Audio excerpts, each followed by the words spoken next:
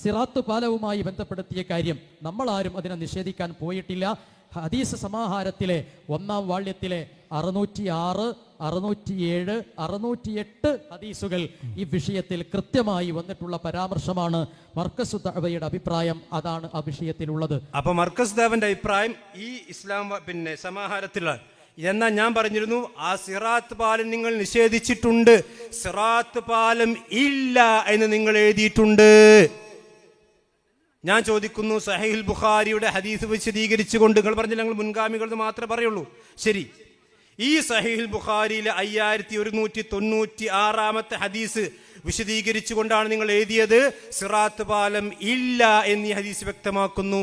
ഞാൻ ചോദിക്കുന്നു, ഈ ഹദീസ് വിശദീകരിച്ചുകൊണ്ട് അള്ളാന്റെ ഭൂമിക്ക് മുകളിൽ അഹ്ലുസുന്നയിൽപ്പെട്ട ഏത് പണ്ഡിതനാണ് സിറാത്ത് പാലം ഇല്ല എന്ന് എഴുതിയത്?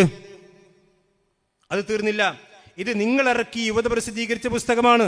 ഈ യുവത പ്രസിദ്ധീകരിച്ച പുസ്തകത്തിൽ സിറാത്ത് പാലം ഖുർആനിനെതിരാണ് എന്നതിനെ നിങ്ങൾ ന്യായീകരിക്കുകയാണ് നിങ്ങൾ കുഴിപ്പുറം സുല്ലമി ചെയ്തിട്ടുള്ളത്. അപ്പോൾ സലാസുല്ലമി എഴുതിയതും കുഴിപ്പുറം സുല്ലമി എഴുതിയതൊന്നും ഇപ്പം നിങ്ങൾക്ക് സ്വീകാര്യമല്ല അല്ലേ? എന്നാൽ അതങ്ങോട്ട് തുറന്നു പറയും. അപ്പൊ കുഴിപ്പുറം സുല്ലമി എഴുതിയതും നിങ്ങൾ പ്രസിദ്ധീകരിച്ചതും അതൊന്നും മുൻഗാമികളുടേതല്ല എന്ന് നിങ്ങൾക്ക് വാദമുണ്ടോ? എങ്കിൽ ഞാൻ ചോദിക്കുന്നു, സലാം സുല്ലമി എഴുതിയതും എൻ്റെ 73ാമത്തെ ചോദ്യം ഇതാണ്, സലാം സുല്ലമി എഴുതിയതും അതുപോലെ തന്നെ കുഴിപ്പുറം സുല്ലമി എഴുതിയതും പ്രമാണവിരുദ്ധമാണെന്ന് തുറന്നു പറയാൻ ഈ പരപ്പനങ്ങാടിയിൽ നിങ്ങൾ ധൈര്യം കാണിക്കുമോ?